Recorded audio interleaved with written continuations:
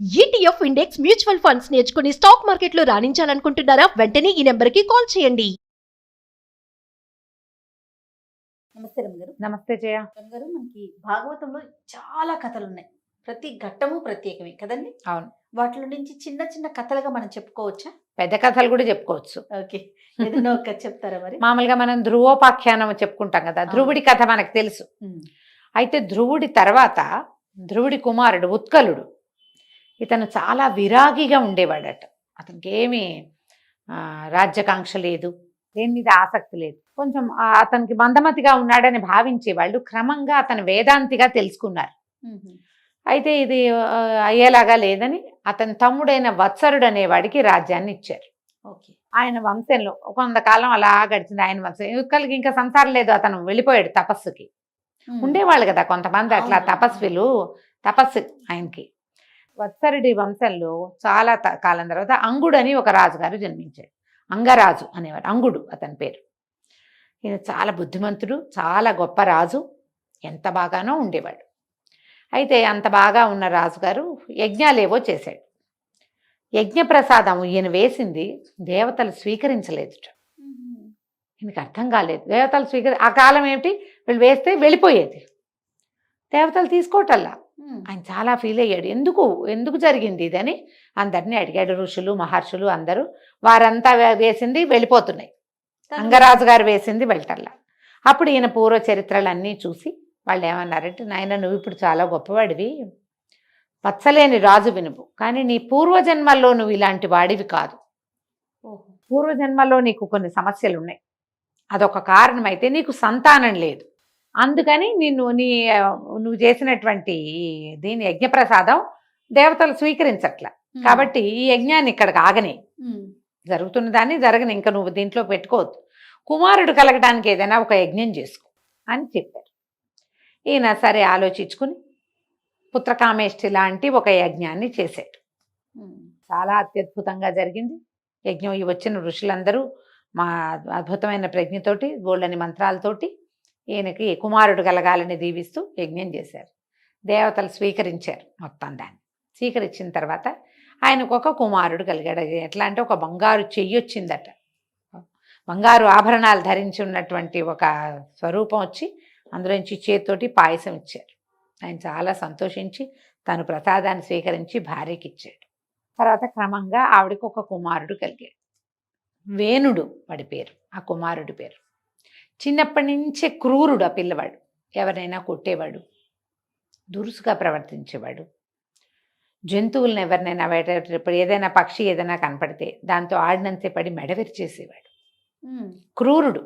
అదే వేటకెళ్ళి వేటలో మృగయా వినోదాలు ఎలా ఉంటాయి, ఏదో పెద్ద జంతువుల్ని వేటాడడం, వీటి పట్టి దారినవి పోయే చిన్న చిన్న వాటిని కూడా వేటాడేవాడు, పరమ క్రూరుడు. రాజుకి ఏం చేయాలో తెలిసేది కదా పిల్లాన్ని. యజ్ఞం చేసి ఇలాంటి వాడిని తెచ్చుకున్నానేమిటి నేను, చాలా బాధగా ఉండేది. ఒకనాడు బాగా ఆలోచించి నేనిచ్చిన యజ్ఞంలో నేనిచ్చిన ఆ హవిస్సుని దేవతలు స్వీకరించలేదని, సంతానం కావాలని యజ్ఞం చేసి, మహాద్భుతమైన యజ్ఞం చేసి ఒక్క కుమారుని కంటే వీడింత క్రూరుడైతే రేపు ప్రజల్ని ఏం చేస్తాడు వీడు అని బాధపడి ఆయన వెళ్ళిపోయాడు ఇంట్లో నుంచి. రాజ్యం వదిలిపెట్టి వెళ్ళిపోయాడు. రాజుకి ఏకైక వారసుడు వేణుడు. రాణిగారికి అత్యంత ప్రియం తన కొడుకంటే, లేక పుట్టిన సంతానం కదా. మనం ఇప్పుడు కూడా అట్లా చూస్తాం, దుర్మార్గులు దౌర్భాగ్యులు పిల్లలు, తల్లులు మాత్రం వాళ్ళని వదులుకోలేరు. తండ్రి వదిలేస్తాడు, తండ్రి వదిలిపెడతాడు, కానీ తల్లులు వదలలేరు ఆ పిల్లల్ని. వాడు ఎంత దుర్మార్గుడైనా నా కొడుకు అని ఉంటుంది మరి, కష్టపడి కన్ని పెంచిన తీరు వల్ల. ఆవిడికి ప్రీతి, వేరే దారి లేక వేణుణ్ణి రాజుని చేశారు. అందరికీ తెలుసు ఇతను క్రూరుడు అని. క్రమంగా ఇతను యజ్ఞం యాగం అనిపించేశాడు. వాడిని ఏమన్నా పిలుస్తారంటే ఆ దేవుడికి ఎందుకు ఇస్తారు, నా కోసం చేయండి యజ్ఞం, నేను కదా రాజుని, నేను మీకు అన్నం పెట్టేవాడిని, ఈ భూమండలానికి రాజు నేను, ఇలా తిరుక్కునేవాడు. ఈ ప్రజలకి అతనంటే చాలా విసుగు పుట్టింది, కానీ ఏమీ చేయలేని ఒక స్థితి. అయితే ఋషులని అవమానించాడు. ఆ ఋషులు ఎవరు, ఇతన్ని పుట్టడానికి కారణమైన వాళ్ళు. అతని దుర్మార్గపు ఆ ధోరణిని సహించలేక మృత్యుదేవతని ఆవాహన చేస్తే మృత్యువు వేణుణ్ణి తీసుకెళ్ళిపోయింది. వేణుడి శరీరం పడిపోయింది. ఋషులు వాళ్ళ దారిని వాళ్ళు వెళ్ళిపోయారు. వేణుడు అలాగే ఉన్నాడు.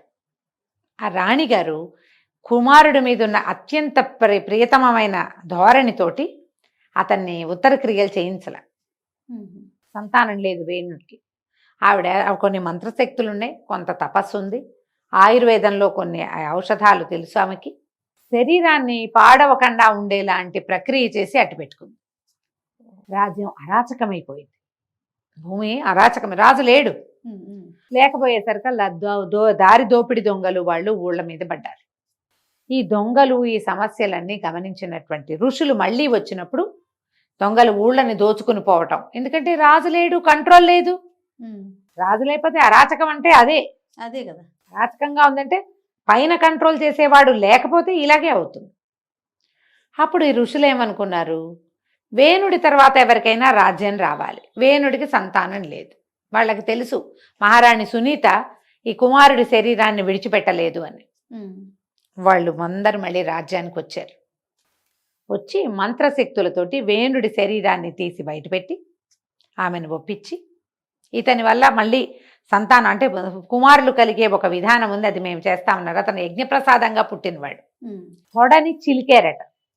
చిలికితే అందులోంచి ఒక నల్లని వాడు వేణుడి తాలూకు దుర్మార్గానికి స్వరూపంగా ఉన్నటువంటి ఒక కుమారుడు కలిగాడు. నిషాదుడని పేరు పెట్టారు. వాడు కేవలము ఇతని క్రూర ప్రవృత్తికి నిదర్శనం వాడు. అయితే ఈ కుమారుణ్ణి ఏం చేశారు, నిషాదుడని పేరు పెట్టి వాడిని వదిలిపెట్టేశారు. అతన్ని రాజ్యానికి రాజుని చేయలే. అతని వంశం వాళ్ళే నిషాదులు, బోయలు వాళ్ళు బహుశా అయ్యుండొచ్చు. నిషాదులు అంటే తెలుగులో అర్థం బోయలు అని. క్రూర ప్రవృత్తి కలిగిన వాళ్ళు అప్పుడు ఉండేది. ఇప్పుడు ఏమున్నారో మనకు అవంతా తెలియదు, ఇప్పుడు మారిపోయింది కదా సమాజం. ఇది కృతయుగం నాటి కథ కదా. నిషాదుని వదిలిపెట్టి తర్వాత అతని కుడి ఎడమ భుజాలు మధించారట. ఒక భుజంలో నుంచి ఒక కుమారుడు, రెండవ భుజంలో నుంచి ఒక కుమార్తె జన్మించారు. అప్పుడు ఒకళ్ళు నారాయణ స్వరూపము, నారాయణాంశతో జన్మించాడు. ఇతను ఎట్లా పుట్టాడు, యజ్ఞప్రసాదంగా పుట్టినవాడు. అతనికి క్రూర ప్రవృత్తి ఎందుకుందో, అతని కర్మానుభవం ఏమిటో, తండ్రి యొక్క కర్మానుభవం ఏమిటో, ఆ రాజ్యంతా రాజ్యలక్ష్మి యొక్క కర్మానుభవం వల్ల ఇట్లా క్రూరుడైన రాజు వచ్చాడు. కానీ అతని భుజం నుంచి మాత్రం నారాయణాంశతోటి కుమారుడు, రెండో భుజం నుంచి లక్ష్మీ అమ్మవారి అంశతోటి కుమార్తె జన్మించారు. ఇతనికి పృథువు అని పేరు పెట్టారు. ఈ రెండవ చేతి నుంచి జన్మించిన ఆమె అర్చిష్మ అని కూడా ఒక చోట కనపడుతుంది. ఈ అర్చిని ఈ పృథువుకి ఇచ్చి వివాహం చేశారు. వాళ్ళిద్దరూ నారాయణాంశతో ఒకరు, లక్ష్మీ అంశతో ఒకరు జన్మించారు. తర్వాత పృథువు ఈ భూమండలానికి రాజు అయ్యాడు. రాజు అయిన తర్వాత అతన్ని పట్టాభిషేకం చేసినప్పుడు ఒక్కొక్కళ్ళు ఒక్కొక్క శక్తి చొప్పున ఇచ్చారు. ఇంద్రుడు, వరుణుడు, ఇట్లా అష్టదిక్పాలకులు అందరూ, దేవతలందరూ ఎన్నో రకాల ఆయుధాలని, ఆభరణాలని ఎన్ని విధాలో ఇచ్చి నారాయణాంశతో జన్మించాడు. పైగా అయోనిజుడు, భార్య అయోనిజే. ఈ ప్రత్యేకంగా పృథువుని చక్రవర్తిని చేశారు. చేసిన తర్వాత ఆయనకి ఏం తెలిసిందంటే, ఈ భూమండలానికి రాజుగా ఉన్నాడు ఆయన. భూమి ఏమీ పండేవి కాదు, ఊసర క్షేత్రంగా ఉండేది. ప్రజలు అల్లాడిపోయేవారు. భూమిలోంచి పంటలు గింటలు వచ్చేవి కాదు. లేవా అంటే ఉన్నాయి, ఎందుకంటే ఈయనకి ఇచ్చినట్టే భూమిని సృష్టించినప్పుడు కూడా భగవంతుడు ఎన్నో ఇచ్చాడు ఆమెకి. ఔషధులు అవన్నీ కూడా భూమిలో ఉన్నాయి. అవన్నీ మీ దిగమింగేసింది ఆవిడ, లోపలికి బయటికి రానివ్వటల్లా. అయితే ఈయన ఈ భూమిని పట్టుకోవాలనుకున్నాడు. ఎప్పుడైతే పృథువికి ఆ రకమైన ఆలోచన వచ్చిందో, భూమి ఒక గోవుగా మారి పరిగెత్తిందట. భూమి మీదే స్వరూపం ఆమె యొక్క ఆత్మ అందులోకి ఆవుగా మారి పరుగులు పెట్టింది. ఈయనకు అందల. ఈయన ఏం చేశాడు, ఆ ఆవుని కొట్టడానికి ధనస్సు విల్లు ఎక్కుపెట్టి వెనకాల పడ్డాడు. ఎక్కడెక్కడెక్కడెక్కడెక్కడికో తిరిగిందట ఆవు స్వరూపంలో. ఎక్కడికి తిరిగినా ఆయన వదిలిపెట్టల. పట్టుకున్నాడు. పట్టుకుని, నీకు ఇచ్చింది నువ్వు ప్రజలకి తిరిగి ఇవ్వటం లేదు, నిన్ను శిక్షించాలి నేను అంటే ప్రార్థించింది. నువ్వే కదా నారాయణుడిగా ఉండి నన్ను బురదలో నుంచి పైకి తీసుకొచ్చావు. హిరణ్యాక్షుడు నన్ను సముద్రంలోకి తొక్కేస్తే నువ్వు తీసుకొచ్చావు. ఇప్పుడు నువ్వే నన్ను కొడతావా, ఇలా ఎక్కుపెట్టి వచ్చావు నా వెనకాల, నేనేం చేయను? ఈ పరిపాలించిన వాళ్ళందరూ దుర్మార్గులు, దౌర్భాగ్యులు. ఆ హింస భరించలేక నేను అన్ని ఔషధుల్ని నాలోనే దాచుకున్నాను, నా వల్ల కాదు. నువ్వు ఇప్పుడు శిక్షిస్తానంటున్నావు కాబట్టి నీకు ఒక మార్గం చెప్తా. నేను గోరూపంలో ఉన్నాను ఇప్పుడు. నా నుంచి పాలని తీసుకోవచ్చు ఎన్ని కావాలంటే అన్ని, కానీ నాకు ఒక్క దూడ కావాలి. ఆవు నుంచి పాలు ఎప్పుడు వస్తాయి? మొదట దూడ కనపడాలి. దూడ పాత్ర రెండు ఉండాలి. దూడ ఉండాలి, పాలని తీసేందుకు సరైన పాత్ర ఉండాలి. అప్పుడు నేను ఎవరు ఏది తీసుకోవాలనుకుంటే అది నేను ఇస్తాను పాల రూపంలో. అప్పుడు ఈయన ఏం చేశాడు? పృథువు మనువుని దూడగా చేసి పాలు తీసాడు. ఆయన తనకి కావలసిన భూమండలానికి కావలసినటువంటి ఔషధులని ఇట్లా తీసుకున్నాడు.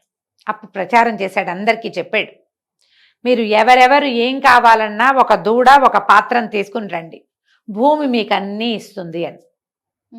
అట్లా ఎంతమందో పర్వతాలు కానీ, చెట్లు, తర్వాత దేవతలు, కిన్నరులు, కింపురుషులు, గంధర్వులు, సమస్తమైన వాళ్ళు, ఆఖరికి సర్పాలు కూడా విషాన్ని భూమి నుంచే తీసుకున్నారట వాళ్ళు.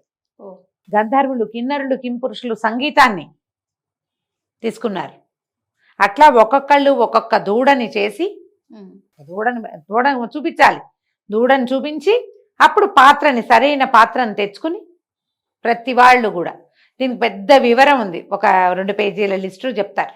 ఈయన ఏం చేశాడు? మనువుని దూడగా చేసి భూమిని పితికి, ఈ ఆవుని పితికి, ఈ పాలన్నీ, ఇక పాలతోటే మనకు ఉన్నవన్నీ సరిచేశాడు. భూమి మీద ఉన్నవన్నీ పృథు చక్రవర్తి ఇచ్చినవే.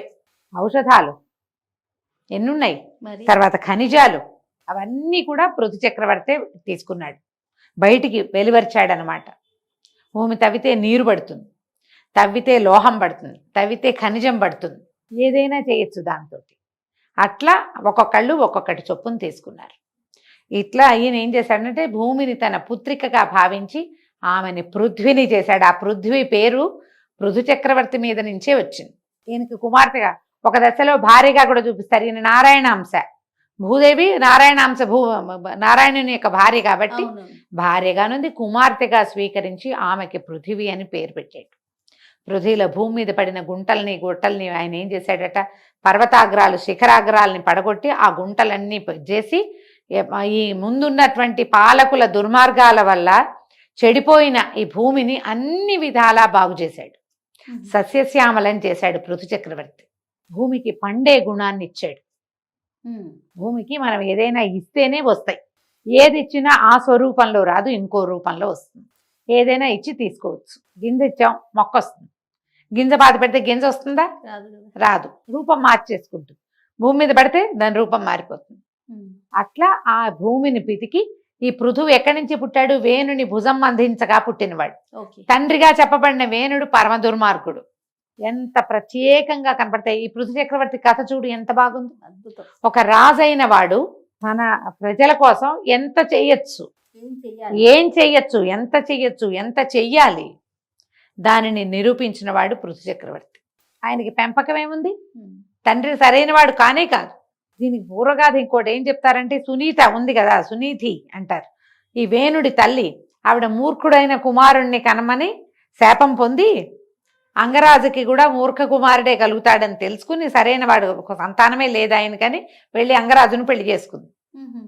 ఆయన ఏం చేశాడు? యజ్ఞం చేసి కుమారుణ్ణి కన్నాడు.